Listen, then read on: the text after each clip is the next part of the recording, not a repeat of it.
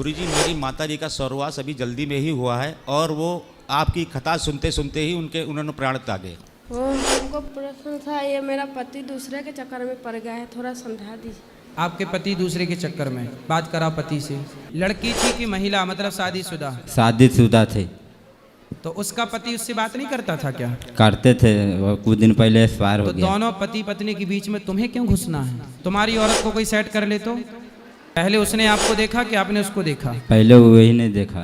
उसी ने पहले आई लव यू उसने बोला था कि आपने? पहले वही ने बोला था। हमारे पुरखा जो थे वो बकरा बकरी का बलि देते थे, हम नहीं करना चाहते, इसका क्या उपाय? देवता बाबा। तो देवता बाबा मतलब गर्दन कटवा के खुश होते हैं क्या? तो हम लोग जैसे दूध चढ़ाते हैं शिवलिंग पे, ठीक तो है। कई लोग उस समय हमें ज्ञान देते हैं कि दूध नहीं चढ़ाना चाहिए, दूध तो पशु पक्षियों को खिलाना चाहिए या बाहर दान करना चाहिए। तो ऐसे में उन लोगों को क्या उत्तर दिया जाए कि हम दूध क्यों चढ़ाते हैं फिर? मोरे राम मोरे राम तेरा नाम। सर ये संगीत मैंने जेल में सीखा है 5 साल रह के। आप जेल क्यों चले गए?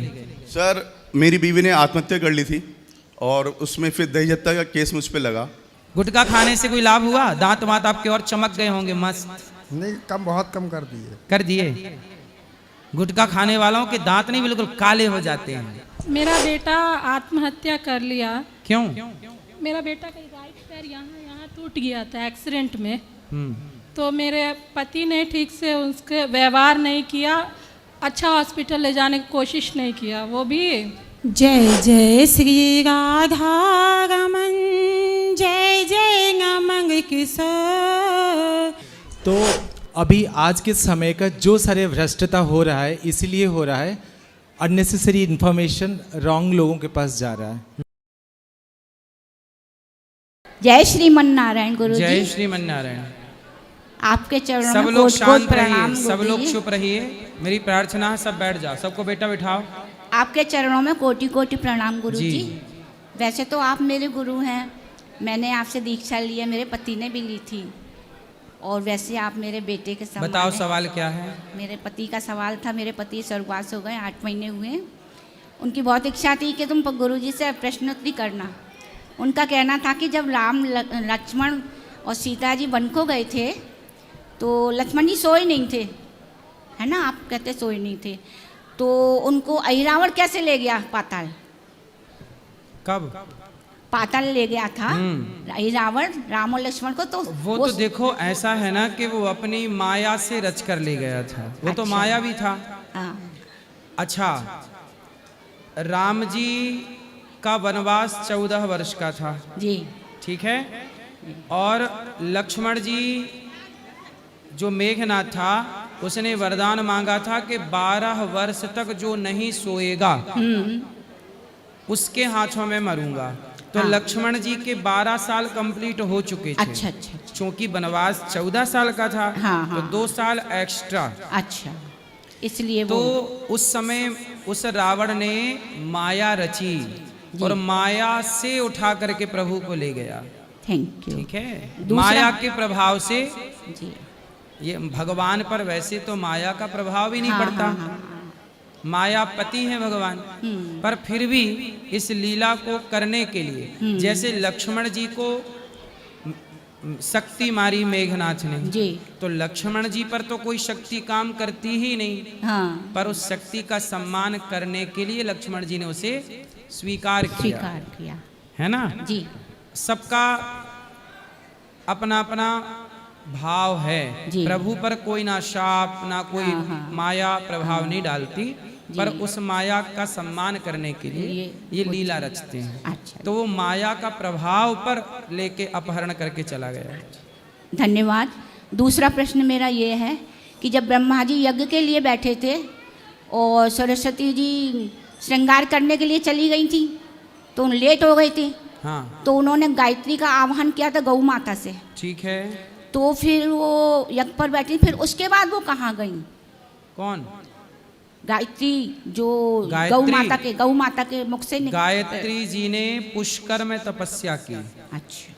तो गायत्री जी पुष्कर में तपस्या करने चली गई और वही गायत्री आज हम सब जपते हैं जिसका प्रभाव है। हाँ जी, धन्यवाद। खुश रहिए। ये भैया को बात करा, टोपी वाले भैया, बोलो। जय श्रीमन नारायण गुरुदेव, आपके चरणों में सादर प्रणाम। गुरुदेव, नए घर का निर्माण हो रहा है, उसमें थोड़ा माइक दूर करो। उसमें श्री राधा कृष्ण जी का मूर्ति स्थापित करना चाहते हैं, तो क्या प्राण प्रतिष्ठान कराना पूरा जरूरी होता है कि नॉर्मल विधि से भी मूर्ति स्थापित? प्राण प्रतिष्ठा जरूरी है। प्राण प्रतिष्ठा जरूरी इसलिए है क्योंकि देखो सामान्य कागज का टुकड़ा होता है। आपके पास कोई नोट है 10 का, 20 का, 100 का, 50 का, निकालो। ये नोट है, ये पहले कागज है जी। फिर कागज में क्या हुआ, सरकार ने अपना सील ठप्पा लगा दिया, 500 का लगा दिया तो कागज हो गया 500 का, 200 का सील ठप्पा लग गया तो कागज हो गया 200 का, और 10 का सील ठप्पा लगा तो कागज हो गया 10 का। बोलो 10 का। वही कागज 10 रुपए है, वही कागज 50 रुपए है, वही कागज 200 रुपए है, वही कागज 500 रुपए है। सही है कि गलत है? जी सही है। ऐसे ही जैसे एक सामान्य से कागज में सरकार की प्रतिष्ठा होगी, सरकार ने 500 की मोहर लगा दी, वो कागज कितने का हो गया?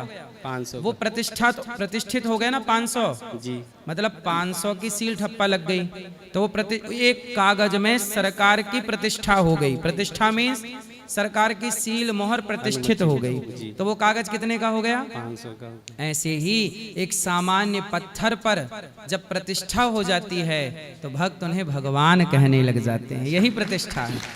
तो गुरुदेव जैसे उसे विधि विधान से पूरा पंडितों को बुला के कर सकते हैं कि अपने भी पंडित से नॉर्मल भी करा सकते हैं? ऐसा है कि देखो आप अपने घर पे पैसा छाप सकते हैं? नहीं सर, जैसे कि अपने वो तो सरकारी जो छप रहा है उसी को स्वीकार करना पड़ेगा। तो प्रतिष्ठा की जो विधि विधान है उसी से होगी प्रतिष्ठा। ऐसे थोड़ी घर बैठे कुछ भी हो जाता है। वो प्रतिष्ठित मतलब कागज के टुकड़े पर सरकार ने प्रतिष्ठित कर दिया, 500 की मोहर लगा दी, 500। ऐसे जब वेद मंत्रों के द्वारा जब उसको विधि विधान से प्रतिष्ठा होती है, ये प्रतिष्ठा की परंपरा प्राचीन है। ठीक है। एक और क्वेश्चन है। हाँ। जैसे कोई मनुष्य अकाल मृत्यु होती है, मरता है तो वो भूत वगैरह ये योनि में चले जाते हैं, तो पशु पक्षियाँ ये सब इनका भी तो अकाल मृत्यु होता है, तो ये लोग क्यों नहीं ऐसे होते? क्यों नहीं होता है किसी को गाय ने पकड़ लिया, भैंस ने पकड़ लिया, मतलब अकाल मृत्यु के बाद ये उस योनि में क्यों नहीं जाते, सिर्फ मानव ही क्यों जाते हैं? ऐसा है कि 84 लाख योनियां जो होती हैं वह योनियां भोग योनियां हैं। मनुष्य जो अपने कर्म करता है अच्छा या बुरा, जैसे बुरा किया तो वह मनुष्य ही कुत्ता बनेगा, वही मनुष्य गधा बनेगा। तो गधा बनकर जो कार्य करेगा वह केवल उसका दंड होगा, उससे वो कुछ अर्जित नहीं कर सकता, ना उसे पाप मिल रहा है ना उसे पुण्य मिल रहा है।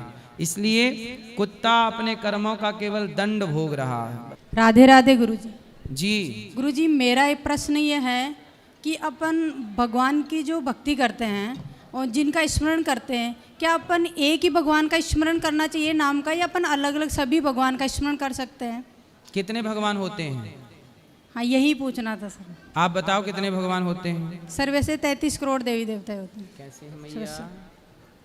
बस मैया ठीक है। प्रसाद पा लीजिए। 33 करोड़ देवी देवता होते हैं, 33 करोड़ भगवान नहीं होते। भगवान कितने होते हैं? भगवान एक हैं। एक जैसे हाथी के पांव में सबके पांव आ गए, ये कहावत सुनी है आपने? हाँ। क्या मतलब हुआ इसका? हाथी के पांव में सबके पांव आ गए, बताओ इसका मतलब क्या हुआ? सर एक सभी मतलब एक बड़ी एक ही भगवान मतलब बड़ा करोगे तो आप छोटी चीजें सारी उसी में आ जाएगी। हाथी के पांव से बड़ा पांव किसी का होता ही नहीं। तो हाथी के पांव में हर जीव हर सबके पांव आ गए। उसी तरह एक नारायण की उपासना कर ली, एक भगवान श्रीमन नारायण का नाम ले लिया, एक परमात्मा का स्मरण कर लिया तो सबका स्मरण हो गया। वही नारायण राम बन जाते हैं, वही कृष्ण बन जाते हैं, वही ब्रह्मा और विष्णु और महेश बन जाते हैं। तो भगवान एक हैं, पर भगवान के रूप बहुत सारे हैं। जैसे आपके रूप कितने हैं? एक। आपका एक ही रूप है, तो फिर आपके बचपन की फोटो को आज की फोटो से मैच करो, मिलेगी? नहीं सर। नहीं मिलेगी ना। जब आप जन्म ली थी तब की फोटो अलग है, फिर आप 5 साल की हुई तो आपकी फोटो बदल गई, आपका मतलब चेहरा मोहरा बदल गया। फिर आप 10 साल की हुई तो आपका फेस बदल गया। फिर आप 20 साल की हुई तो फेस फिर बदल गया। बोलो हाँ। हाँ आप बुढ़ी होंगी तो फेस अलग हो जाएगा। तो आप बदल रहे, आपके रूप बदल रहे हैं कि नहीं? बदल रहे हैं लेकिन आप तो वही हैं। वही। हाँ, जैसे आपके रूप बदलते हैं पर आप वही हैं, ऐसे भगवान के रूप बदलते रहते हैं पर भगवान वही होते हैं। वही राम, वही कृष्ण, वही नारायण। भगवान के नाम भी बदल जाते हैं। अच्छा, आपका नाम बदला कि नहीं? नहीं बदला। नहीं बदला। शादी हो गई? हाँ सर। शादी के पहले अलग नाम होता है। शादी के पहले का गोत्र चल रहा है आपका कि शादी के बाद पति वाला गोत्र लागू हो गया? शादी के पहले वाला। आपका पहले वाला चल रहा है, पति वाला गोत्र लागू नहीं हुआ? सर शादी होता है, शादी बात है, शादी बात तो हो जाता है। हाँ, जैसे आपका नाम बदल गया, पहले आप किसी और गोत्र की लड़की थी, बाप का गोत्र चलता है, लेकिन शादी के बाद पति का गोत्र चालू हो जाता। फिर आपके पिता के गोत्र से नहीं जान पहचान होगी, किसके गोत्र से होगी? पति के। तो आप जो हैं, आपका रूप भी बदल रहा है और आपका नाम भी बदल रहा है। जैसे आपका नाम बच्ची, ये छोटी सी बच्ची, फिर आप जवान हुई तो ये जवान लड़की, फिर आप बुढ़ी हो जाएंगी तो बूढ़ी अम्मा। आप ही तो छोटी बच्ची थी, फिर जवान लड़की हुई, फिर बूढ़ी अम्मा भी आपको ही बनना है। बोलो हाँ। तो आपका नाम भी तो बदल रहा है। ऐसे जैसे आपका नाम बदल रहा है पर आप नहीं बदल रहे हैं, आपका रूप बदल रहा है पर आप नहीं बदल रहे हैं, ऐसे भगवान का नाम रूप बदलता रहता है पर भगवान वही रहते हैं। एको ब्रह्म द्वितीयो नास्ति। तो भगवान कितने हैं? एक हैं। 33 करोड़ भगवान नहीं होते, 33 करोड़ देवी और देवता होते हैं। समझ आई? चलो, धन्यवाद गुरुदेव, आपके दर्शन पाके बहुत धन्य मतलब हो गई मैं। आप लोग कितना शोर कर रहे हैं, थोड़ा मैया। गुरु जी के चरणों में मेरा कोटि कोटि प्रणाम जी। गुरु जी, मैं बहुत दिन से आना चाहता था, लेकिन आज आने का मौका मिला है, वह आपके दर्शन का सौभाग्य प्राप्त हुआ है जी। गुरु जी, मैं हरदोई से आया हूँ, मेरा नाम प्रद्युमन रस्तोगी है। गुरु जी, मेरी माता जी का स्वर्गवास अभी जल्दी में ही हुआ है और वो आपकी कथा सुनते सुनते ही उन्होंने प्राण त्यागे। और वो चाहती थी कि पोथी पाठ कराने की उनकी इच्छा थी जी।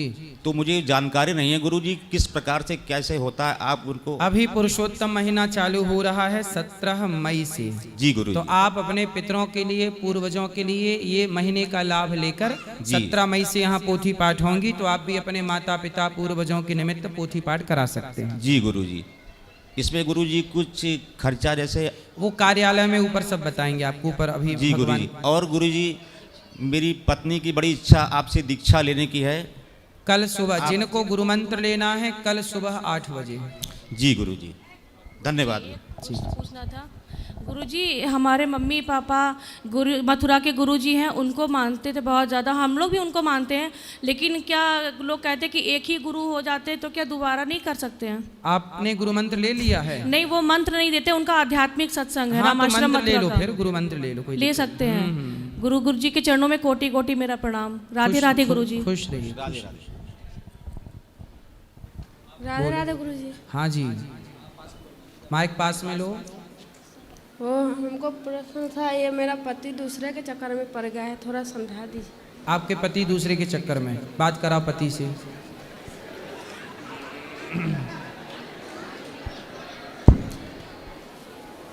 राधे राधे गुरु जी। क्या नाम है पति? ललन कुमार जी। ललन जी सर। तो भैया काहे किसके चक्कर में पड़े हो? नहीं सर, किसी के चक्कर में नहीं है। सही बताओ, बिल्कुल सही बता दो, है तो है, नहीं है तो नहीं है। किसका चक्कर है बता? कौन महिला है जिससे आपको बातचीत करनी रहती है? गुरुजी पहले बात करते थे, अब तो नहीं कर रहे हैं बात। अब नहीं करते? नहीं सर। तो कौन थी वो? कौन थी? गांव की थी। लड़की थी कि महिला, मतलब शादीशुदा? शादीशुदा थे। तो उसका पति उससे बात नहीं करता था क्या? करते थे, वो कुछ दिन पहले एक्सपायर हो गया। तो दोनों पति पत्नी के बीच में तुम्हें क्यों घुसना है?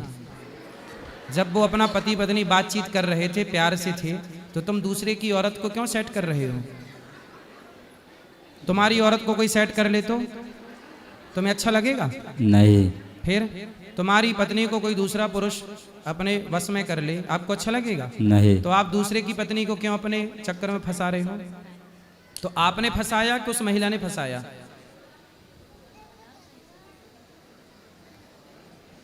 किसने फंसाया, आपने कि उसने? उस महिला ने आपको। बताओ। गलती तो दोनों से हुआ होगा सर। नहीं हुआ तो दोनों से होगा, शुरुआत किसकी तरफ से थी ये पूछ रहे हैं? आपकी तरफ से कि उस महिला की तरफ से? महिला की तरफ से थी। महिला की तरफ से। पहले उसने आपको देखा कि आपने उसको देखा? पहले वही ने देखा। उसी ने पहले आई लव यू उसने बोला था कि आपने? पहले वही ने बोला था। उसने, आपने उसको बोलना था कि तेरा पति तेरे को, तू पति को काहे नहीं बोलती आई लव यू? वो आपको आई लव यू बोल रही है, वो अपने पति को काहे नहीं बोल रही है आई लव यू? ऐसा तो फिर उसने आपको आई लव यू बोला, उसने आपको फंसा लिया, तो बदले में कुछ पैसे वैसे लेती थी आपसे? नहीं। बात बहुत काफी वो पैसा लेता बात था। कराओ। कितना पैसा लिया फिर उसने आपसे? पैसे नहीं लेते थे। पैसे नहीं लेती थी, फ्री में आई लव यू? नहीं सर, बातचीत करते थे और बस ओनली यही। बातचीत करते थे। तो उसके पति को पता चला कि आपने उसको आई लव यू बोला है? पता चला था तो उसके बाद में बंद हो गया सिस्टम। तो फिर पति ने ऑब्जेक्शन लिया, डांट फटकार लगाई, लड़ाई हुई? हाँ लड़ाई हुआ तो उसके बाद में फिर बंद कर दिया, फिर हमारे जगह से चले गए। फिर उन लोग चले गए। तो मतलब कोई भी महिला को पराई स्त्री को देखना भी पाप है। अच्छा उसके अपने बच्चे थे? जी। आप किसी की बनी बनाई गृहस्थी क्यों बिगाड़ रहे हो? जो व्यक्ति किसी का बिगाड़ता है उसका बनता है कभी? नहीं। एक वैश्या थी, उसने सारे गांव के लड़कों को बिगाड़ना शुरू कर दिया। तो गांव वाले बड़े परेशान होकर एक संत जी के पास गए। संत जी से कहा कि ये गांव में एक महिला आ गई है जो सारे गांव के लड़कों को बिगाड़ रही है, आप कुछ कीजिए। तो संत जी ने उस वैश्या के घर के सामने अपनी घास की कुटिया बनाई और रोज सीताराम सीताराम जपने लगे। अब जो वैश्या वाले ग्राहक थे वो संत जी के पास आने लगे, सत्संग करने लगे, उनका जीवन बदलने लगा। तो वैश्या को लगा ये तो बाबा ने मेरा धंधा चौपट कर दिया। तो वैश्या ने अपने यार से कहा कि जाओ बाबा की कुटिया में आग लगा दो, जल जाएगी तो भाग जाएगा। तो वैश्या का यार गया और बाबा जी की कुटिया में आग लगा दी। और जब आग लगी तो भगवान का न्याय देखना, आग जब लगी तो हवा चली और हवा ऐसी चली कि आग उड़ उड़ करके, आग की चिंगारियां उड़ उड़ करके वैश्या के घर में जाने लगी, क्योंकि वैश्या का घर भी तो लकड़ी का ही था, उसका घर भी जलने लगा। तो वैश्या दौड़ी दौड़ी आई, बाबा जी आपने मेरा घर जला दिया। तब वैश्या को संत जी ने कहा कि देवी मैंने तेरा घर नहीं जलाया। तो बोले तेरे यार ने मेरा घर जलाया, तो मेरे यार ने तेरा घर जला दिया। हिसाब बराबर। जब आप किसी का घर बिगाड़ते हैं जी तो आपका घर नहीं बिगड़ेगा? बिगड़ेगा। फिर आज के बाद भगवान से 100 बार सॉरी बोलना और भगवान का नाम जपना, मन लगा के पैसा कमाओ, सेवा दीन दुखियों की करो। और आज से पराई औरत के चक्कर में रावण पड़ा था। जी। रावण को जानते हो? जी। रावण पड़ा था पराई के चक्कर में, सर्वनाश हो गया। क्या हो गया? सर्वनाश हो गया। हाँ, 1 लाख बेटे मारे गए, 1.25 लाख नाती थे रावण के। रावण जैसा ज्ञानी, रावण जैसा विद्वान, रावण जैसा बलवान, रावण जैसा धनवान पराई नारी के चक्कर में नाश हो गया। तो तेरा क्या हाल होगा रे कालिया? पढ़ोगे अब चक्कर में? नहीं। खाओ माँ कसम नहीं पढ़ोगे? माँ कसम नहीं पढ़ेंगे अब। अभी कब से नहीं हो? 1-1.5 हफ्ते से बंद कर दिए। 1.5 हफ्ते ही हुआ अभी? जी। अच्छा, तो 1.5 हफ्ते तक इलू इलू चालू था? जी, बात ओनली होता था बस। अब नहीं बात। अब नहीं करना। रावण का नाम देखना, नाश हो गया, अगला नंबर आपका हो सकता है। ठीक है। अब तो नहीं चक्कर में पड़ोगे? नहीं। खाओ माँ कसम के मैं पराई औरत के चक्कर में नहीं पड़ूंगा। माँ कसम कर रहे, पराई स्त्री के चक्कर में नहीं पड़ेंगे। और जो पढ़ चुके हैं उसके प्रायश्चित के लिए खूब भगवान का नाम जपना और अपनी पत्नी से सॉरी कहो। ठीक है, सॉरी प्लीज। सॉरी तो कहो अच्छे से, सॉरी अच्छे से कहो उसकी तरफ देख के। Please sorry. बोलो आई लव यू। आई अपनी पत्नी को आई लव यू कहते नहीं हो, वो पड़ोसन को आई लव यू कह रहे हो। खुद की पत्नी बेचारी तरस रही है एक आई लव यू के लिए। घर के देव ललाएं बाहर के लड़ुआ खाएं। घर के देव लला रहे हैं, मिल नहीं रहा कोई, बाहर के आई लव यू पा रहे हैं। अब नहीं करना जी। पक्का? आपके 2 बच्चे हैं ना? 3। अपने बच्चों को पढ़ाओ लिखाओ। पैसा कमाते हो? जी। दारू पीते हो? पीते थे, छोड़ दिया। दारू पीने वाला बना कि बिगड़ा? बिगड़ गया। फिर दारू पी के बिगड़ जाओगे। पैसा कमाओ, पैसा कमा के बच्चों को पढ़ाओ लिखाओ, अपने लिए घर बनाओ, अच्छे से रहो प्यार मोहब्बत से। छोटी सी जिंदगी है, एक दिन मर जाना है। हम सब तो मर ही जाएंगे एक दिन। अच्छे से रह लो, जिंदगी बिंदास जी लो, हंसते मुस्कुराते जिंदगी जीना चाहिए। रिश्तों में धोखा नहीं देना चाहिए। आप पढ़ाई के चक्कर में पड़े, मतलब आपने अपनी पत्नी को धोखा दिया कि नहीं? जी। अपनी पत्नी को, अपने पति को, अपने बच्चों को, अपने माता पिता को, कभी रिश्तों में भाई को कभी धोखा नहीं देना चाहिए। जी। अपने ही धोखा देंगे तो बताओ भरोसा किस पर किया जाएगा? किसी पे नहीं किया है ना? जाए। इसलिए अब आपको धोखा नहीं, धोखेबाज पति नहीं बनना, धोखेबाज पिता नहीं बनना, ठीक है? ठीक है। धोखेबाज बेटा नहीं बनना, ठीक है? ठीक है। खूब सेवा करो माँ बाप की और पत्नी के साथ प्रेम से रहो, बच्चों को पढ़ाओ लिखाओ, ठीक है? ठीक है जी। अब नहीं पियोगे ना दारू? नहीं। पक्का? पक्का। मांस खाते हो? जी पहले खाते थे, अब नहीं खाएंगे। अब नहीं खाना। गलत कोई भी काम ना करो। कितना कमाते हो रोज का? 2,500 से 3,000 रुपया कमाते हैं रोज का। 3,000 रुपए। क्या करते हो? गैस प्लांट में रिपेयरिंग के काम करते हैं। वाह, देखो आप तो यू टैलेंट है आपके पास, रिपेयरिंग का काम करते हो। 3,000 रुपए रोज का कमाते हो जी। मतलब महीने का 90,000 हो गया जी। सही है? 90,000 तो बड़े बड़े इंजीनियर भी नहीं कमा रहे हैं, है ना? आप बहुत अच्छा कमा रहे हो। इस पैसे से बेटा अपना घर बनाओ, थोड़ा जमीन जायदाद खरीद लो, बिजनेस करो और बड़ा काम करो और समाज में इज्जत कमाओ, नाम कमाओ, अच्छे से जियो। किसी भूखे को रोटी खिला देना, प्यासे को पानी। जो पैसा दारू शराब में जा रहा है, उस पैसे से भूखे को सेवा, किसी बेटी का, गरीब बेटी का विवाह ही करा देना। पुण्य करोगे ना तो लोक परलोक दोनों सार्थक हो जाएगा, ठीक है जी। 1 भी रुपए का दुरुपयोग नहीं करना चाहिए, सही है जी। ठीक है। नमस्कार गुरु जी। राधे राधे। चलो और गुरु जी राधे राधे। हाँ जी, गुरु जी आपके चरणों में कोटि कोटि प्रणाम। खुश रहिए। गुरु जी हमारे पुरखा जो थे वो बकरा बकरी का बलि देते थे, हम नहीं करना चाहते, इसका क्या उपाय? हाँ तो आपसे कौन करा रहा है जबरदस्ती कि तुम काटो ही? गुरु जी देवता बाबा कैसे खुश रहेंगे, परेशान तो करते। कौन बाबा? देवता बाबा। तो देवता बाबा मतलब गर्दन कटवा के खुश होते हैं क्या? अब ये तो हम नहीं जानते गुरु जी कि हमारे पुरखा ये सारे गलत परंपरा चली आई है। नारियल तोड़ा करो, नारियल भी बलि ही मानी जाती है। नारियल तोड़ दो उनके सामने और किसी बकरे को मत मारो, किसी की हत्या मत करो। जी हम नहीं करना चाहते, इसलिए तो हम नारियल, उस बलि की जगह नारियल भी एक बलि है। नारियल भी क्या है? बलि। बलि। जी हाँ। राधे राधे। राधे राधे। बोलो। राधे राधे गुरु जी। राधे राधे।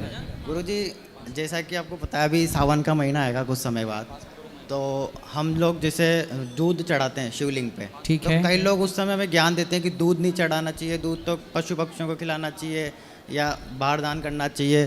तो ऐसे में उन लोगों को क्या उत्तर दिया जाए कि हम दूध क्यों चढ़ाते हैं? फिर भाई दूध तो शंकर जी को इसलिए चढ़ाता है, ऐसा है ना, सावन के महीने में दूध इसलिए चढ़ाया जाता है क्योंकि जो आयुर्वेद है, जो खाने का सिद्धांत है, कहते हैं सावन में दूध नहीं पीना चाहिए।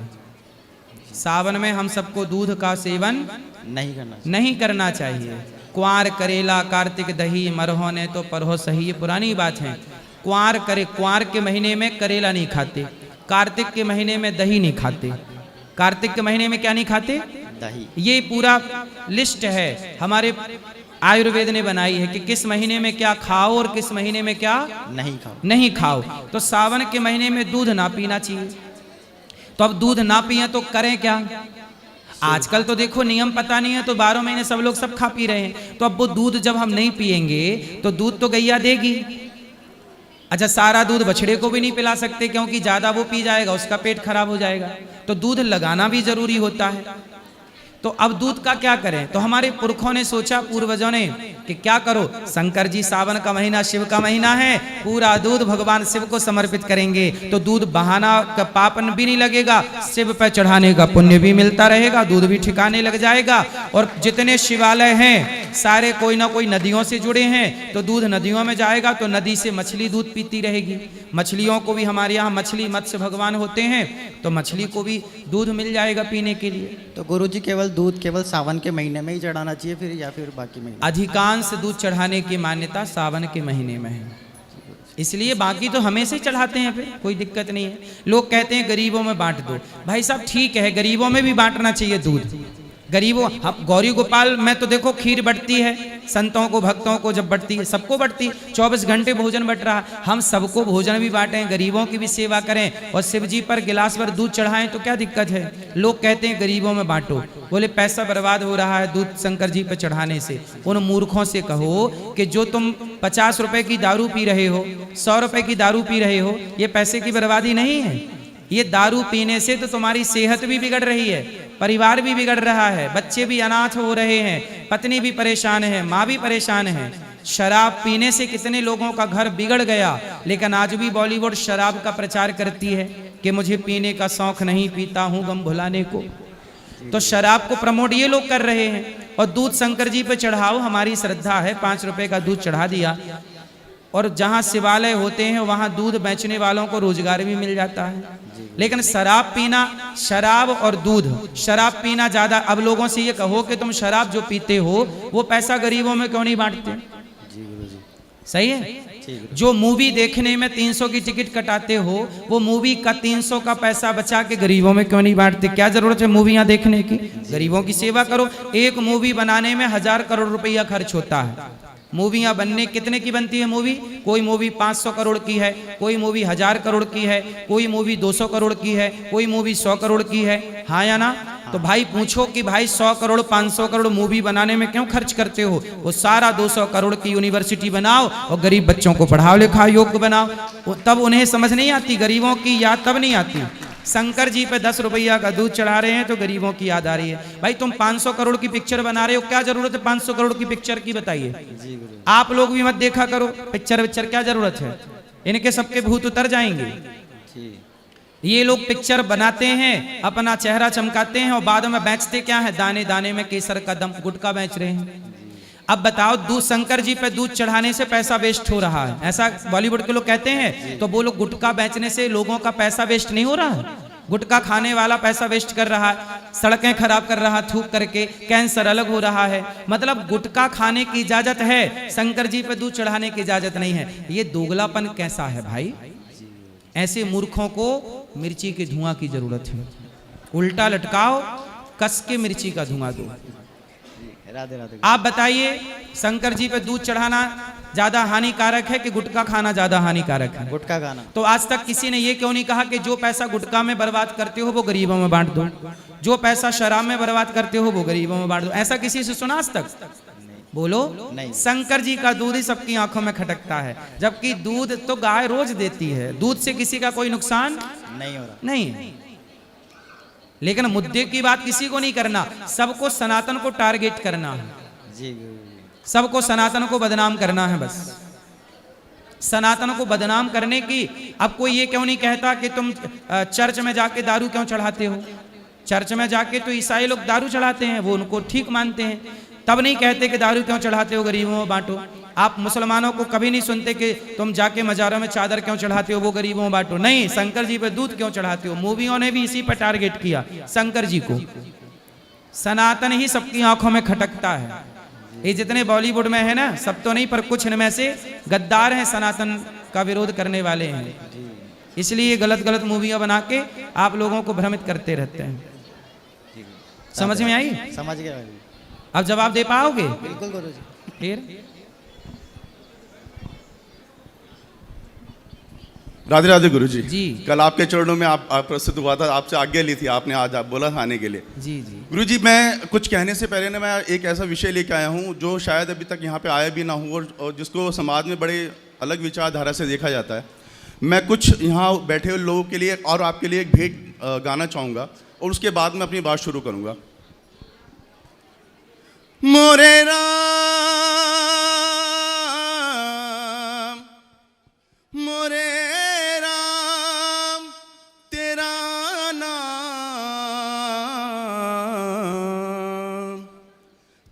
नाम मेरे दिल में बसने लगा, तेरा नाम मेरे दिल में बसने लगा। गुरुजी कैसा था ये? पहले मैं इस चीज से पूछना चाहूंगा, आपको अच्छा लगा ये? अरे बहुत अच्छा लगा, मैं तो लगा और सुना रहे हो। चलो प्रश्न क्या है ये बताओ। सर ये संगीत मैंने जेल में सीखा है 5 साल रह के। आप जेल क्यों चले गए? सर मेरी बीवी ने आत्महत्या कर ली थी और उसमें फिर दहेज हत्या का केस मुझ पे लगा। तो आपने पत्नी को मार डाला? काश अरे ऐसे तो संस्कार घर से नहीं मिले हैं। शादी हुई थी तो फिर उनका कहीं अफेयर था, हमने तो तभी भी बोल दिया था कि आपको जब भी हमसे डाइवोर्स चाहिए, और उसी दौरान हमारे पिताजी कैंसर से पीड़ित थे, जब भी आपको चाहिए हम डाइवोर्स पे कर देंगे पेपर। लेकिन फिर जिनसे वो मतलब अफेयर में थी उस इंसान ने कहीं वो शादी कर ली, जिसके चलते इन्होंने आत्महत्या कर ली। अच्छा, मतलब आपकी पत्नी आपसे प्रेम ना करती, किसी और पुरुष से करती थी और वो किसी और से करता था? शायद कुछ ऐसा ही। लो, इसलिए कहते हैं अपने अपने पति पत्नी से प्यार करो, क्योंकि आज के ज़माने में कोई किसी से प्यार करता ही नहीं।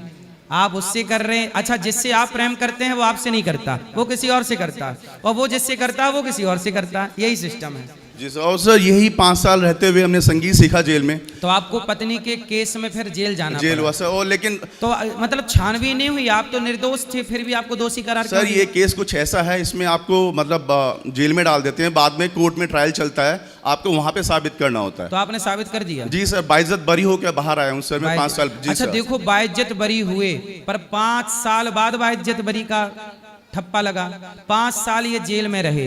ये कैसा कानून है भारत का कि पहले आप जेल, अब 5 साल इनका कौन ला के देगा इनको वापस? 5 साल में ये कहां से कहां पहुंच सकते थे? 5 साल में ये कितना काम कर सकते थे, समाज की सेवा कर सकते थे, अपनी जिंदगी जी सकते थे।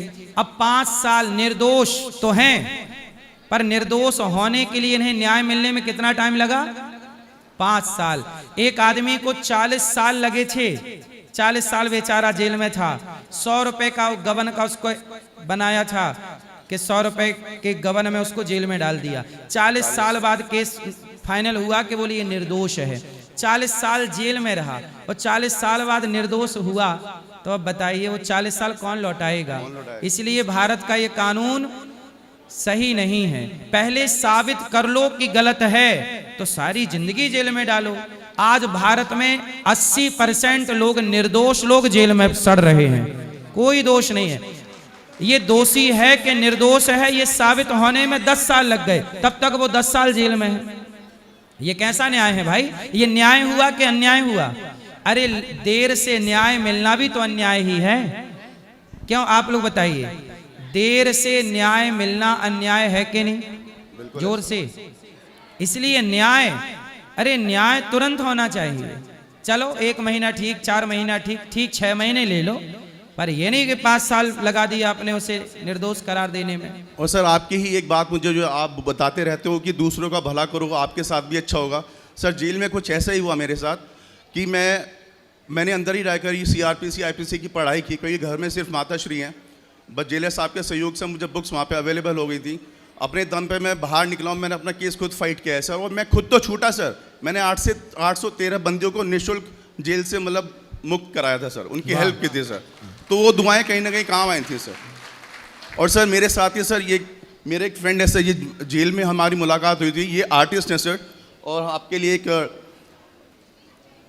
इनको भी एक केस में सर 11 साल की ये जेल में रहे थे और इन्होंने पेंटिंग सब जेल में बनानी सीखी। और आपके लिए एक भेंट। तो आपने क्या सीखा जेल में? सर मैं वहाँ संगीत सीखता था और संगीत मैंने सीखा और बच्चों को सिखाया। फिर मैं दूसरी जेल जाता था और जो प्रिजनर्स होते हैं उनको संगीत सिखाने और कंप्यूटर एजुकेशन देने सर। आपने समय का इसलिए जीवन में घबराना नहीं चाहिए सर, समय का सदुपयोग। अच्छा इन्होंने क्या अपराध किया था, जेल क्यों गए आप? गुरुजी राधे राधे जी। गुरुजी वैसे मेरा हाथ कपकपा रहे हैं आपसे बात करते में। नहीं बताओ, आप जेल क्यों गए थे? सर 302 का केस था मेरे ऊपर। 302 मतलब क्या होता है? जी मर्डर। आपने किसको मारा? चेयरमैन। चेयरमैन? हाँ जी। कौन सा चेयरमैन? जी उसने पापा पर अटैक किया था 1 दिन पहले। अच्छा आपके पिता पर उसने अटैक किया? हाँ। तो आपने उसको निपटा दिया? हाँ जी। तो मर गया? तो फिर आपने स्वीकार कर लिया कि मैंने? हाँ तो फिर कितने साल की जेल हुई? 11 साल आजीवन। आजीवन? आजीवन मतलब 11 साल होता है? नहीं सर, 14 साल होता है बाबा। 14 साल। हाँ जी। तो 11 की हो गई, अभी मतलब बेल पे बाहर आए हो? हाँ जी। अभी फिर जाओगे? नहीं, अब नहीं। राष्ट्रपति जी ने छूट दी है मुझे ये काम देखकर, क्योंकि मैं प्रोफेशनल किलर था नहीं। तो आपने काहे मार डाला उसको?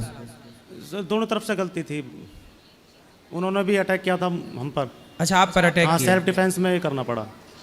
तो उन्होंने आपको क्यों मारना चाहा? आपकी क्या गलती थी? जी, प्रिंसिपल ऑफ द विलेज जो गांव के प्रधान होते हैं ना, वो रंजिश पिछले 60 साल से चलती आ रही है गांव में। अच्छा, गांव के प्रधान ने आप पे अटैक कर दिया? हम भी प्रधान रहे 35 साल। आप भी प्रधान? और सामने वाला भी? तो प्रधान लड़ गए? हाँ जी। ये लड़ाई बड़ी, वो मतलब पिक्चर देख के लड़े हो काहे? नहीं, प्रधान नहीं, वो 60 साल हो गई इस पार्टीबाजी को, मतलब 60 साल से चल रहा है। तो काहे लड़ाई झगड़ा करना? हम तो होल्ड करते हैं, हम गांव भी छोड़ दिया, उसके बाद भी फिर वो प्रधान जी निपट ही गए सामने वाले? हाँ जी। आप कौन प्रधान है गांव में? अब मेरा छोटा भाई। अच्छा, अब आपकी प्रधानी आ गई। तो अब और तो कोई नहीं है दुश्मन आपके? दुश्मन है, पर मैंने गांव ही छोड़ दिया मैंने। पर देखो, लड़ाई झगड़ा करना अच्छा नहीं होता, जिंदगी खराब हो जाती है। नहीं गुरुजी, मेरिट कॉलेज से मैंने BCA कर रखी है वैसे, उसके बाद MCA भी करता, लेकिन परिस्थिति ऐसी हो जाती है जो आदमी को मतलब कि। लेकिन आपने गणपति बप्पा तो बहुत सुंदर बनाए हैं, बहुत अच्छे पेंटर हैं आप। बहुत बहुत धन्यवाद, तालियां बजाइए इनके लिए। ये वहीं जेल में सीखा? मैंने वहाँ पे 2 किताबें लिखी हैं। वाह। 2 किताब लिखी हैं, कविताएं लिखी हैं। वाह। और गीता का पाठ हमेशा करता था। राम जी के 1.25 करोड़ मंत्र नाम मैंने वहाँ पे जप करे हैं। जी जी। और ये चित्रकला। वाह, बहुत सुंदर भाई, ऐसा लग ही नहीं रहे कि हाथ से आपने तैयार किया है। और राष्ट्रपति जी से सम्मानित किया गया था मैं जेल में ही। अच्छा, कौन से राष्ट्रपति जी? द्रौपदी मुर्मू। अच्छा, द्रौपदी मैया, ठीक है। और योगी जी और मोदी जी ने भी सम्मानित किया था वहाँ। नहीं, अच्छा है। देखो, अपराधी भी यदि अपनी गलतियां स्वीकार कर ले और आगे से वो अपराध ना करे तो वो फिर पवित्र है। आपने जेल भोग लिया, इसलिए आप शुद्ध हो गए। अच्छा है, भगवान आपको इसी तरह। शादी हो गई आपकी? अभी नहीं? नहीं सर। अब शादी कर लो। गुरुजी, वो तो ऊपर वाले की इच्छा है, हालांकि मेरा ऐसा कुछ ध्येय है नहीं। अच्छा, कितने साल के हो? 35। अभी 35 के हो? हाँ जी। तो ये मर्डर कितने साल की उम्र में कर दिए थे? 24। देखो, प्राइम टाइम है। 24 साल का बच्चा। गलत क्राइम ना किया करो, कोई भी अपराध से बचो, क्योंकि अपराध से आपका ही बिगड़ना है। गुरुजी, एक लाइन लिखी थी मैंने अपनी किताब में, वहाँ अगर आपका आदेश हो तो मैं बता दूं? हाँ, कहो। जिस प्रकार बच्चा माँ के गर्भ में रहता है, उसे ये नहीं पता होता, केवल ईश्वर को पता होता कि वो कितने कल्पों से वहाँ नरक भोग रहा है, क्योंकि गर्भ में बोलते हैं, गीता में लिखा हुआ है, यातना होती है उसमें भी। इसी प्रकार हम लोगों को पता होता है 9 महीना बाद ये जन्म लेगा। ऐसे ही जेल में जाने के बाद हमको नहीं पता होता, वो ईश्वर को पता होता है कि कब जाएगा। तो जेल और माँ का गर्भ दोनों एक ही लगे मुझे वहाँ 11 साल रहने के बाद, ये तो पता चला। और जो हमने बोया है वो हमें काटना पड़ेगा स्वयं, जैसी करनी वैसी भरनी। तो मैं इससे खुश हूँ भगवान के निर्णय से, क्योंकि मैंने पाप करा, मैंने काट लिया। सही है। अब आगे कोई पाप मत कीजिएगा। कोशिश तो करता हूँ गुरुजी। सही है। सर जी, जाने नहीं देता। मैंने ये मित्र बना, ये भी ठाकुर है, मैं भी ठाकुर है, मित्र बना, मैं इससे जानबूझ के गाँव नहीं जाने देता। मैंने कहा इस पर फोकस करो। हम संगीत, अभी हम दोनों मिलके संगीत और चित्रकला को ना एक नया आयाम देने का, स्वरूप देने की कोशिश कर रहे हैं। अच्छा। जिससे कि समाज में एक विचारधारा ये भी बने कि चीज़ें बदलती हैं। नज़रिया अच्छा हो तो नजरें बदलते देर नहीं लगती। सही है, सही। बहुत आपके आशीर्वाद से खुश रहिए। हाँ, आ जाइए। आ जाओ, ला। और किसका सवाल है? राधे राधे गुरुजी। हाँ जी। हम आपकी कथा सुन के सुधर गए, मगर हमारे पति को समझा दीजिए गुरुजी। आप सुधर गई? हाँ। तो आप कैसे बिगड़ी थी? मैं मांस खाती थी गुरुजी। अच्छा। हाँ। 1 मिनट बात कर रहे हैं आपसे। तालियां बजाओ भैया के लिए। देखो कितना सुंदर चित्र भगवान गणपति जी का। वाह, आपने बनाया है। क्या नाम है आपका? प्रभु अरुण राणा। और आपका? रूपेश चौहान जी। आप दोनों को साधुवाद। और दोनों ये जेल से निकल कर आए हैं, और अब भगवान से यही प्रार्थना कि ये दोनों खूब तरक्की करें, आप सबका आशीर्वाद इनको मिलता रहे। और कोई भी बच्चे से मैं सबसे प्रार्थना करता हूँ, बच्चा कोई भी गलत काम मत किया करो, अपराध क्राइम करने से बचो।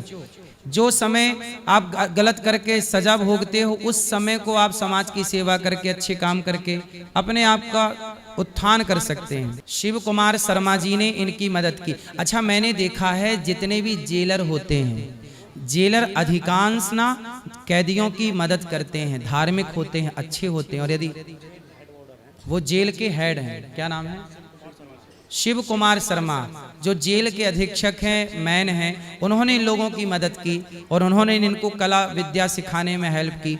ऐसे जेलरों को, ऐसे अफसरों को हम प्रणाम करते हैं जो अपराधियों को अपराध से निकाल कर सही रास्ता दे रहे हैं। तो भारत में जितने भी जेल के अधिकारी हैं, वो सब लोग इन कैदियों की सेवा करते ही करते हैं और वो समाज को अच्छा मोटिवेट करते। जेल में जितने अपराधी हैं सबको जेलर लोग मोटिवेट करते रहते। और जेलर लोग अपनी, अभी हमारे भोपाल जेल में एक जेलर साहब हैं थे, मतलब हमने कथा सुनाई थी, भांगरे जी।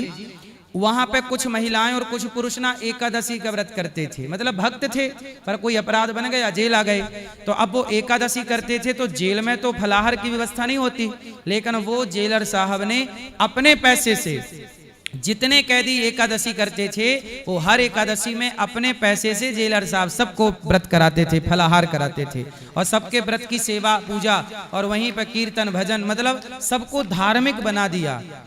और देखो जेल से निकलने के बाद ये दोनों, ये बहुत बड़े सिंगर हो गए और ये अच्छे यार पेंटिंग करने लग गए। मतलब सीखा है, समय बर्बाद नहीं हुआ इन लोगों का। भगवान आपको वाह, खुश रहिए, सुखी रहिए। आप जैसे ही हर अपराधी सही रास्ता पकड़ें और गलत काम छोड़ दें। जी हाँ, हो जाएगा, भगवान सुखी रखें।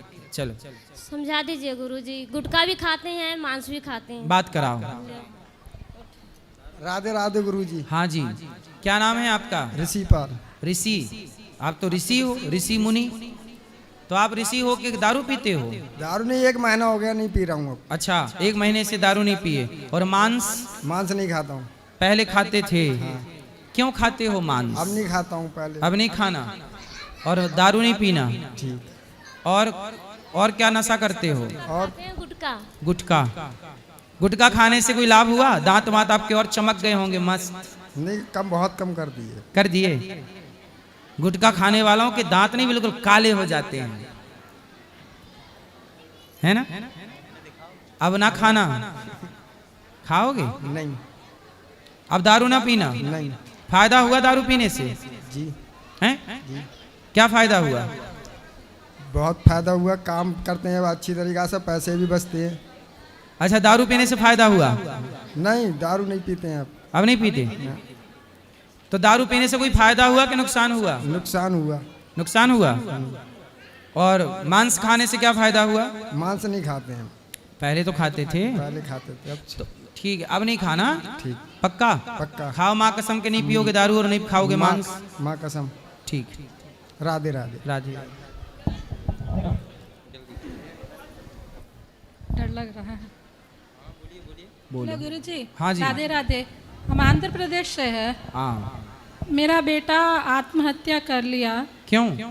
मेरा बेटा का राइट पैर यहाँ टूट गया था एक्सीडेंट में। तो मेरे पति ने ठीक से उसके व्यवहार नहीं किया, अच्छा हॉस्पिटल ले जाने की कोशिश नहीं किया। वो भी अब तो जानते ही हैं, दारू ड्रिंक। और हम जॉइंट परिवार तो बेटे ने आत्महत्या इसलिए की क्योंकि एक्सीडेंट हो गया? 3 साल। तो आत्महत्या कर ली। 3 साल भुगता यहाँ और यहाँ। उतना बड़ा प्रॉब्लम नहीं है, बस टूटा है, ठीक हो जाता। पर घर का माहौल बहुत दुखीदायक था। हम बड़े हैं समझ के हम आत्महत्या नहीं किए, पर मेरा बेटा आत्महत्या कर लिया। यही प्रॉब्लम है, उसका उद्धार हो जाए, यही हम चाहते हैं। जी होगा, चिंता ना करिए, उनके निमित्त कोई पुण्य का कार्य कीजिएगा। हम नॉनवेज वगैरह कभी नहीं खाते हैं। खुश रहिए। नॉनवेज मतलब वो सब हम लोग नहीं करते हैं, मतलब मेरे पति करते हैं, मेरे मायका वाला खाता है, लेकिन हम नहीं खाते हैं। अच्छा है, आप ना करिए, खुश रहिए। हाँ? खुश रहिए। तो उसके लिए कुछ उसके लिए आप गया श्राद्ध भागवत जी के पाठ करा सकते हैं। जी पाठ करा लीजिए। बोलो। गुरु जी राधे राधे। जी आपके चरणों में कोटि कोटि प्रणाम। खुश रहिए। गुरु जी हम लोग बकरी पालन करते हैं। बकरी? हाँ। हाँ, बकरी करो। तो उसमें कोई दोष तो नहीं है? नहीं, बकरी पालने में क्या दोष है? जैसे बकरा भी पालते हैं, उसके बकरा भी होता है, बकरी भी ज़्यादा होती है। बकरी पालोगे तो बकरा पालना ही पड़ेगा, बिना बकरे के बकरी कैसे आएगी? नहीं तो उसको फिर कसाई को बेचते हैं तो उसमें कोई दोष तो नहीं होता है। तो आप कसाई को बेच देते हो? हाँ, तो उसको तो कसाई को ही बेचना पड़ता है, फिर कौन लेता है साहब? तो एक बकरा कितने का बिक जाता है? वो तो जैसा हो, जैसा 25,000, 30,000, 20,000। कितने किलो का होता है एक बकरा? चीज महाराज, कितने किलो का, कितने वजन का होता है? वजन तो जैसा बड़ा होता है वैसा 50, 60, 30, 20। पर कसाई के हाथ में अपने पाले हुए बच्चे बेच देना गलत तो है ही। हाँ, तो हम फिर वो काम करें या नहीं करें तो आपसे। कितने बकरा बकरी हैं आपके पास?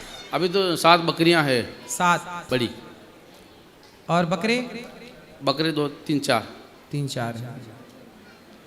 भाई धर्म के हिसाब से जीव हत्या नहीं होनी चाहिए, किसी की भी हत्या नहीं होनी चाहिए। जी महाराज। तो आप कितना कमा लेते हो, साल का या महीने का? साल का वो तो 1,00,000, 2,00,000 हो जाता है साल में। तो इतना 1,00,000, 2,00,000 आप कोई और काम करके भी कमा सकते हो। साग भाजी का ठेला लगा लो, दुकान रख लो, कुछ भी करके कर लेंगे। इसलिए तो आपको पूछ रहे हैं कि धर्म विरुद्ध हो तो नहीं करते हम। यदि हम उतना पैसा दूसरे काम से कमा सकते हैं तो फिर इस काम को करके, ये तो पैसा आप कमा ही रहे हो लेकिन साथ में पाप भी कमा रहे हो। जी, इसलिए तो जानना था। लेकिन आप साग भाजी बेचोगे तो उसमें पैसे तो कमाओगे पर वो पाप नहीं कमाओगे। जी।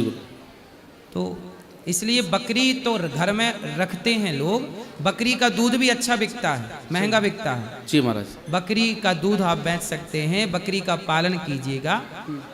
लेकिन आप कसाई को बकरा दे करके, वो तो मार ही डालेगा। वो तो खुला है कि वो मारने ही ले जा रहा है। हाँ, वो तो मारेगा ही साहब। फिर पाप है ये। ठीक है, उसको बंद कर देंगे। धन्यवाद। राधे राधे महाराज जी, मैं भजन गाना चाहती हूँ। उस दिन भजन बोला था भेजने का, अभी तक नहीं भेजा आपने, बोलो। जय जय श्री राधा रमन, जय जय नमन किशोर, जय गोपी चित्त चोर प्रभु, जय जय माखन चोर, जय जय श्री कृष्ण, जय जय श्री कृष्ण, जय जय श्री कृष्ण, जय जय श्री कृष्ण। सुंदर। और गुरुजी राधे राधे। हाँ जी।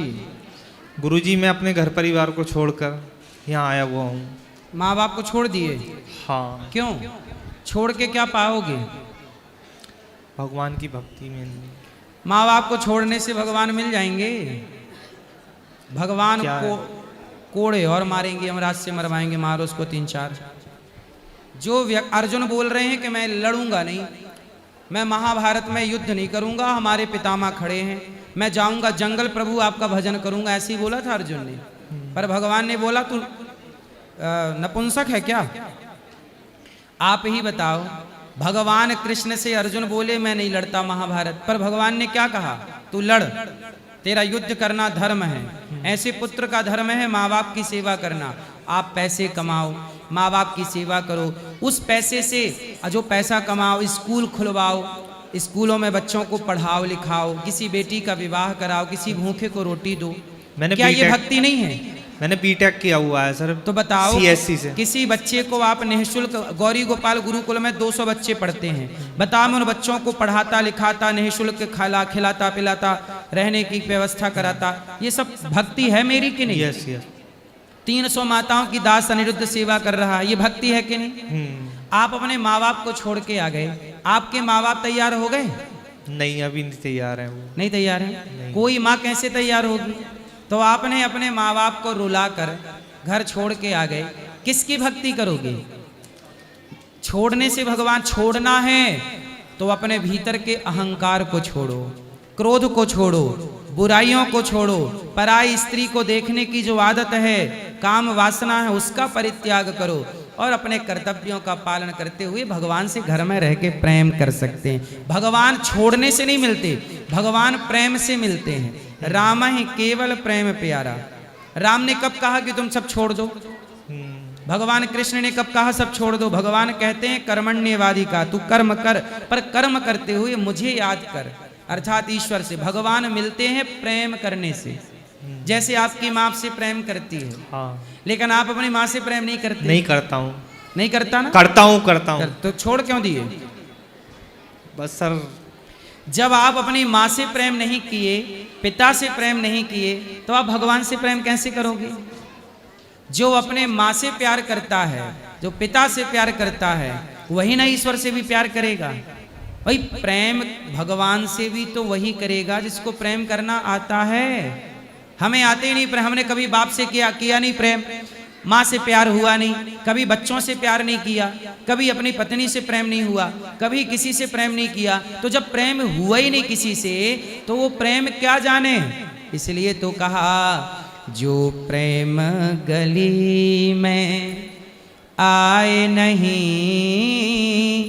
प्रियतम का ठिकाना क्या जाने, जिसने कभी प्रेम किया ही नहीं, वो प्रेम निभाना क्या जाने। अच्छा, शबरी को राम मिले तो प्रेम से मिले कि नहीं? प्रेम से मिले। जोर से। प्रेम से मिले। क्या सबरी ने सब छोड़ा? नहीं। हाँ। आप भी भगवान से प्रेम कीजिए। आप प्रेम करेंगे तो जहां हैं शबरी, जहां थी राम वहीं चले गए। प्रेमी भक्त को भगवान की खोज नहीं करनी पड़ेगी, भगवान स्वयं खोजते खोजते आपके पास आएंगे। अपने को सेवा से जोड़ो, प्रेम भगवान से करो।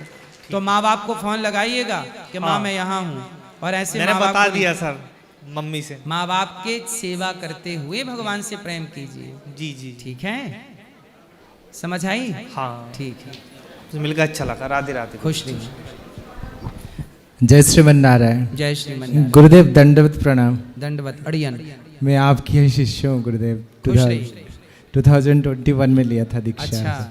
जगन्नाथपुरी से आया हूँ, हाँ। उन्हीं के सेवक परिवार से, और आपके निमित्त जगन्नाथ जी का आरती और महाप्रसाद लेके आया था। वाह। और गुरुदेव 3 बार आ चुका था, आप थे नहीं, और शायद मैं इतनी पापी हूँ कि मेरे गुरु का दर्शन ही नहीं हुआ। नहीं सो धाम में रहते हैं आप, जगन्नाथ जी में पापी नहीं हैं आप। हाँ, तो गुरुदेव यहाँ पर कुछ जिज्ञासा है।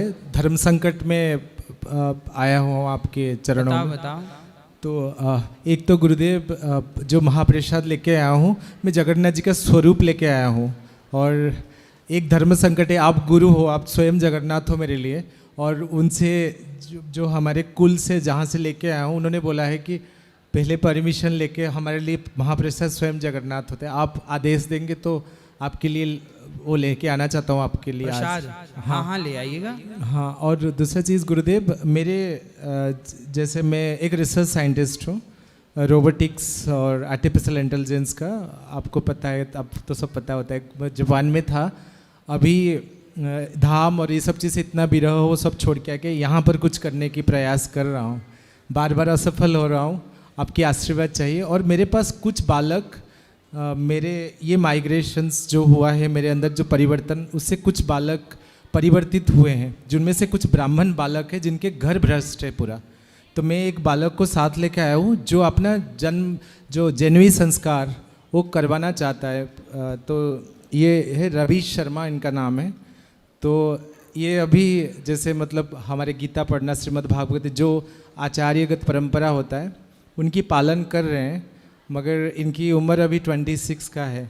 तो वो फिर देखो, ये भैया जापान में पढ़े हैं और ये साइंटिस्ट हैं, अपने आप में एक वैज्ञानिक हैं। हम कहते हैं आप बहुत अच्छे वैज्ञानिक बनिए और कुछ अच्छी रिसर्चें करके भारत को समर्पित कीजिए।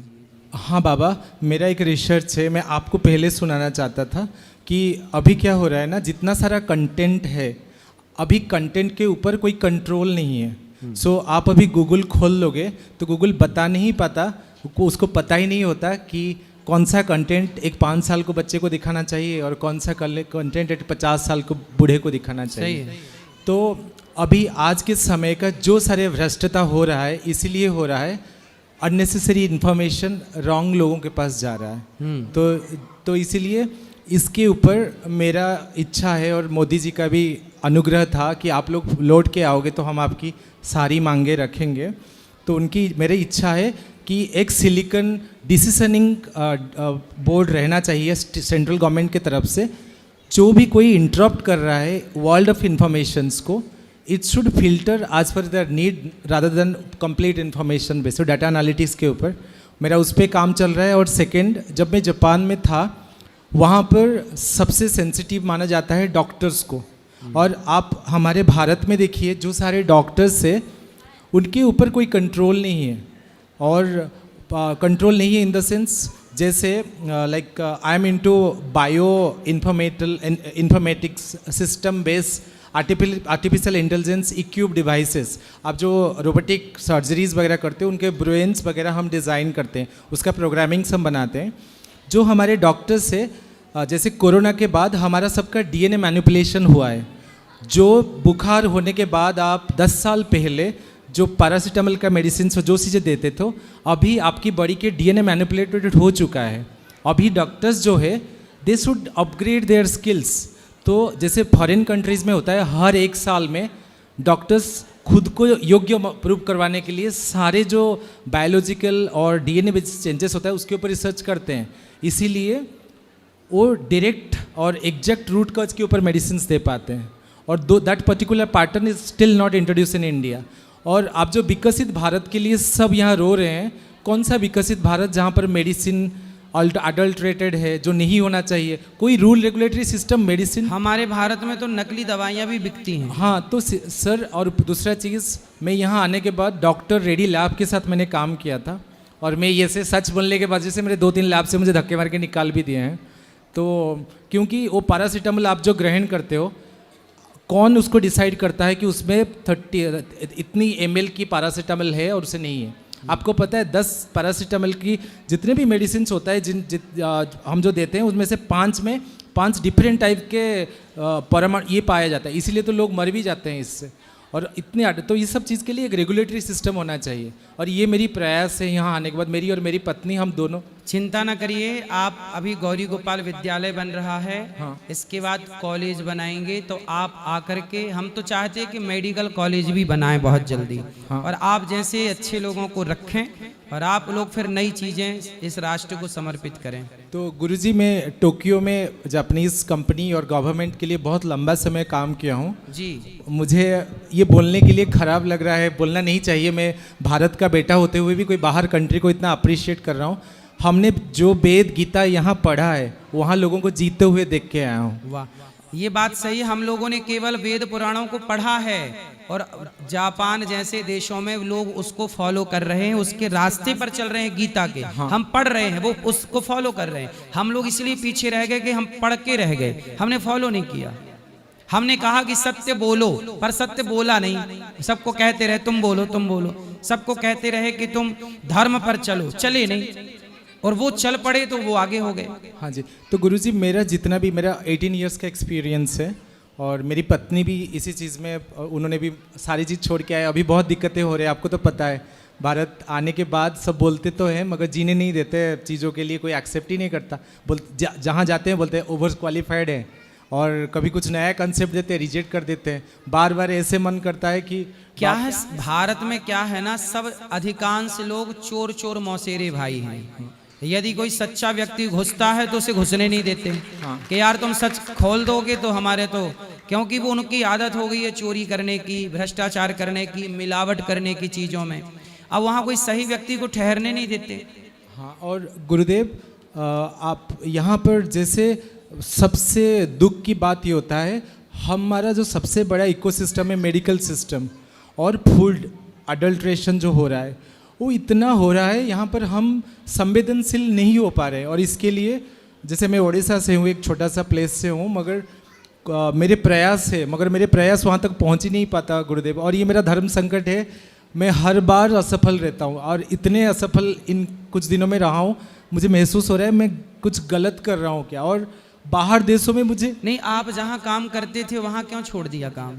छोड़ा नहीं गुरुदेव। वहाँ के उन्होंने परिस्थितियाँ ऐसे बनाई मुझे, मतलब बाहर जो टोक्यो में तो गुरुदेव मुझे छोड़ के आना पड़ा, क्योंकि मेरे माता पिता को 70-71 हो रहा है। और मेरे ससुर जी नहीं है और सासू माँ को उम्र हो रहा है, तो मेरी बीवी का रिस्पॉन्सिबिलिटी है मेरी सासू माँ का रक्षा करने के लिए। और ठीक है, अपना काम यहाँ करते रहिए, पर आप भी यहाँ के लोगों को जागरूक करिए, एक मुहिम चलाइए कि भाई ये सही है। जैसे आपने पैरासीटामॉल के बारे में बताया कि वो कितनी नुकसानदायक है। हाँ गुरुदेव। अब ये चीज़ें आप समाज को बताते रहिए, डॉक्टरों को भी आप बताइए कि आप ये मत लिखा करिए कितनी मात्रा में लेना है, किसको लेना है। और आजकल तो पैरासीटामॉल लोग ले जाके अपने से ले जाके मेडिकल से खरीद के खा लेते हैं। पैरासीटामॉल देना जरा एक, लोगों को पता ही नहीं। और गुरुदेव उसके लिए ना देखिए गुरुदेव, जो मैं यहाँ पर पेन किलर, भारत में एक दवाई है पेन किलर, यस है वो, ये बताइए कि हमारे गुरुजी हैं, उनको दर्द होता पेट में तो वो एक गोली आती है पेन किलर, खा लिया दर्द खत्म। खाते खाते 2-4 साल में पता चला कि दोनों किडनियां डैमेज हो गई, लीवर डैमेज हो गया। तो आप दर्द के इलाज के लिए खाते हैं, दर्द से बचने के लिए, पर वो चीज़ों को नुकसान पेट में जाके सिस्टम को खराब कर देती। ये चीज़ें सरकार को रोक लगाना चाहिए कि जो आप गलत चीज़ें खा रहे हैं वो बाजार में रहे ही ना। नहीं। और गुरुदेव, और बिना डॉक्टर की इजाजत के, बिना डॉक्टर की परमिशन के, बिना डॉक्टर के सलाह के आप कोई भी दवाई बाजार से ना खरीदिए। हाँ। और गुरुदेव इसके लिए एक आता है IoT, इंटरनेट ऑफ थिंग्स। आप जब भी मिलीग्राम, माइक्रो मिलीग्राम तक जब भी वो ऐड होता है, if we introduce the system it will calculate and it will give you all the exact accuracy in everything. But government is not aware enough कि उसको इंट्रोड्यूस किया जाए, जबकि बाहर कंट्री में हर जगह वो इंट्रोड्यूस हो चुका है। यहाँ नहीं हुआ, वहाँ है नहीं, और कोई रेगुलेटरी सिस्टम भी नहीं है। चलिए अब आपकी बातें सब लोग सुनेंगे और धीरे धीरे इसी में बदलाव होगा। और गुरुदेव बस मैं इस बालक के बारे में बात कर रहे थे, ये मुझसे काफ़ी प्रभावित हैं, तो मुझे भाई मानते हैं, और मैं आपकी कृपा हो तो इनके परिवार में, ये लोग ब्राह्मण हैं, शर्मा ब्राह्मण हैं, मगर इनके पिछले जो पीढ़ी ब्राह्मण जैसा कोई कर्म नहीं कर रहे थे, और ये हमारे संगत के वजह से कोई भी आसुरी और तामसिक वस्तु का स्पर्श नहीं करते। आपने ये बहुत बड़ा पुण्य किया कि एक व्यक्ति को गलत रास्ते से निकालकर सही रास्ता दे दिया। आपकी कृपा है गुरुदेव, आपकी चरणों को देख, हम आपकी चरणों को देख के ही सब करते हैं गुरुदेव। खुश रहिए। तो आप कृपा कीजिए प्रभु गुरुदेव। तो इन पर क्या करना? इनकी बहुत इच्छा है जन्वी संस्कार के लिए, तो जनेऊ करा देंगे ना यहाँ पे। और गुरुदेव मगर पुरी में मैं जिस वैदिक ब्राह्मण परिवार से, वो बहुत कुलीन है। वहाँ जैसे हम बोलते हैं ये नए चीज़ है, तो हमारे जो पुराने पीढ़ी उनको लगता है। अभी यहाँ पे साल में एक बार हम गौरी गोपाल गुरुकुल में बच्चों का निःशुल्क यज्ञोपवीत कराते हैं। हाँ। तो आप नाम लिखा लेना, तो आपका भी यज्ञोपवीत हो, बसंत पंचमी के लगभग होता है, तो आपका हो जाएगा। तो गुरुदेव यही 2 धर्म संकट था, और आशीर्वाद कीजिए गुरुदेव, मैं जहाँ जाता हूँ अभी ये प्रयास के लिए हर जगह अनसक्सेसफुल हो रहा हूँ। सही, सुखी रहिए। हरि बोल। वो क्या कह रही है बहन? बोलो बोलो बोलो बेटा। आपके लिए ले आई हूँ बांसुरी, ठीक है, ले आपका लेंगे। पहचान है जी। और कुछ कहना? ये दीजिए, मुझे हिंदी नहीं आती है ठीक से। कहाँ से आई हो आप? वेस्ट बंगाल। बंगाल। तो बंगाल से बताओ मैं आपकी क्या सेवा करूं? ये पढ़ लीजिए, सब कुछ इसमें है। मैं पढ़ तो लूंगा, आप बता दो ना। लाओ उसको कागज लो, बताओ क्या दिक्कत है आपको, बताओ। फास्ट दो बेटा। हाँ, क्या दिक्कत है बताओ। पढ़ लीजिए। मैं पढ़ तो लूंगा, इसको टाइम लगेगा ना पढ़ने में, पूरा है। ये बताओ क्या समस्या है आपकी? घर में कौन कौन है आपके? माँ है, बाबा है, पिताजी हैं, भाई है, बहन है, भाई बहन, दीदी है। आप छोटी हो बड़ी हो? 2 नंबर। आप बड़ी हो? 2 नंबर। 2 नंबर। तो आप ना पढ़ाई लिखाई होगी आपकी? कितना? आप भी पढ़ लीजिए ना गोविंद। पढ़ लेंगे। तो ये बताओ आप शादी कर ली, आपकी हो गई शादी? इसमें सब कुछ लिखा है। तो हमसे क्या, हम क्या प्रश्न का क्या उत्तर दें ये बताओ। इसमें लिखा हम किसको बताएंगे बाद में? उसमें सब लिखा है, पढ़िए, प्रथम लाइन पढ़िए ना। अच्छा ठीक है, पढ़ लेंगे। आपको उत्तर क्या चाहिए मेरे से? मैं क्या समाधान दूं? समस्या क्या है, समाधान क्या दूं बताइए। इसको पढ़ तो लूंगा मैं फुर्सत से। अभी क्या जानना चाहिए आपको, क्या जानना है मेरे से बताओ। मैं आपकी क्या सेवा करूं ये बताओ। सहायता कीजिए। क्या सहायता करूं बताइए, वही तो हम पूछ रहे हैं। चंद्र से बात करा दीजिए। किससे? चंद्रो। किससे? चंद्रो। चंद्रमा तो ऊपर है। अब चंद्रमा में कहाँ लाऊं? चंदा मामा आ जा, लिखा है उस पे सब कुछ। ठीक है, हम चंद्रमा मिलेंगे तो आपकी बात कराएंगे। वो अभी ना वैज्ञानिकों ने भेजा था चंद्रमा क्या 2, क्या नाम था उसका? चंद्रयान 2। साधना में चली गई। साधना में चली गई। कौन? चंद्र गई बद्रीनाथ। ठीक है, अब चलो बोलो। राधे राधे गुरुजी। जी गुरुजी 2024 में मुझे कैंसर हुआ था, जिसे मौत कैंसर बोलते हैं, मुंह का कैंसर। तो गुरुजी 1 साल के बाद हमें हॉस्पिटल में बुलाया गया, तो वहाँ से कहा गया कि वो जिसमें कोई भी आपके सामने गुटखा खाता है या नशा करता है तो उनको बोलो कि बाबा ये सब मत करो, इससे ऐसा होता है जैसे मुझे हुआ कैंसर। तो आपको कैंसर हुआ था गुटखा खाने से? गुटखा खाने से गुरुजी। कौन सा गुटखा खाते थे? जो भी मिल जाए, मेरा खुद का दुकान था तो उसमें मैं ज़्यादा खा लेता था। तो दाने दाने में केसर का दाना ज़्यादा मेरा वही मैं खाता था, उसकी वजह से मुझे कैंसर हुआ था। देखो बॉलीवुड के लोग जो गुटखा बेच रहे हैं उससे कैंसर होता है। हाँ। और यही लोग ज्ञान देते हैं कि शंकर जी को दूध क्यों चढ़ाते हो, गरीबों में बांटो। इन गधों से बोलो कि गुटखा क्यों बेचते हो, वो गुटखे का पैसा गरीबों में बांट दो। तो गुरुजी तो बाद में हमें बोला, मैं कोई भी मेरे सामने खाता है या कुछ भी बोलता है तो मैं बोलता हूँ बाबा ऐसा खाओ मत, इससे कैंसर होता है। आपने गुटखा कितने वर्ष खाए? मैंने 18 वर्ष से चालू किया था गुरुजी। कितने रुपया का गुटखा खा गए? बहुत सारे थे, हिसाब तो नहीं किया मैंने, हिसाब नहीं कर पाया। फिर कैंसर हो गया? कैंसर हो गया। उसकी वजह से कहाँ कैंसर हुआ? मेरे मुंह में हुआ है। ये तो कैंसर अभी है कि खत्म हो गया? अभी खत्म हो गया हुआ, श्री जी की कृपा से अभी खत्म हो गया है। तो अभी और गुटखा खाओगे? नहीं खाता नहीं मैं खा के 1.5 साल के बाद मुझे हुआ। अब क्यों नहीं खाती गुटखा? अभी कैसे अभी कैसे खा सकता हूँ? डॉक्टर ने बोला अभी खाने से खाओगे तो पहले ये अक्कल नहीं थी आपको? तो वही तो किसी से मैं बोलता हूँ बाबा अभी खाओ मत तुम लोग, ऐसा कैंसर होता है। गुटखा के पाउच में ही लिखा होता है गुटखा खाना स्वास्थ्य के लिए हानिकारक है, कैंसर होता है। गुरुजी लेकिन क्या होता है, देखते देखते मुंह में लग गया, इंसान को एक बार लत लग गई तो छूटना बहुत मुश्किल रहता है। लेकिन मुझे कैसे कैसे मैं छोड़ दिया था, छोड़ने के बाद भी हो गया। आप लोग गुटखा खाते हो, ये गुटखा खरीदते हो ना 10 रुपए 20 रुपए का, आप गुटखा नहीं खरीदते, पैसा देकर कैंसर खरीदते हो, बीमारियां खरीदते हो। तो गुरुजी मैं किसी को बोलता, इससे बड़ी मूर्खता क्या होगी कि पैसे से आप बीमारियां खरीद रहे हैं। किसी को मैं बोलता हूँ बाबा ये मत करो, बोलता है अरे कुछ नहीं होता, लाखों लोग खाते हैं, तेरा नसीब खराब था तेरा हो गया। अभी नसीब को दोष दूं के खुद को? भाई गुटखा खाने से कैंसर होते उसकी पाउच में लिखा है, नसीब क्या है वो तो लिखा ही है। वही ना, उसमें तो गुटखा से कैंसर होगा ही। जिसको मैं बोलता हूँ बाबा ये मत खाओ तुम लोग, इससे कैंसर होता है, मुझे हुआ है, मुझे एग्जाम तुम्हारे सामने है, देख लो मुझे, हाँ मेरा चेहरा देख लो, पहले मैं कैसा था अभी कैसा हूँ। तो बोलते कुछ नहीं, तेरा तो नसीब खराब था इसलिए तेरे हो गया, हम भी खाते, हमको कहा इतना साल से खा रहे हमको नहीं होता है, अच्छा बोलते। तो अभी मैं ये सोच रहा हूँ कि जिसने मेरा गलती है या ऊपर वाले की गलती है? गलती तो मुझे है, मैं तो आपने खुद को गलती समझता हूँ, मैं खुद गलत समझता हूँ क्योंकि मैंने वो गलत चीज़ को चूज किया मैंने, इसकी वजह से खुद को मैं गलत समझता, मैं भगवान को दोष नहीं सकता ना। आपकी ही गलती है, अब ना खाना। मैं खाता नहीं गुरुजी, खान छोड़ दिया था, 1.5 साल हो गया था, उसके बाद मुझे मालूम पड़ा। चलो अब ना खाना, बस सबको मैसेज मिलेगा अब नहीं खाना। चलो।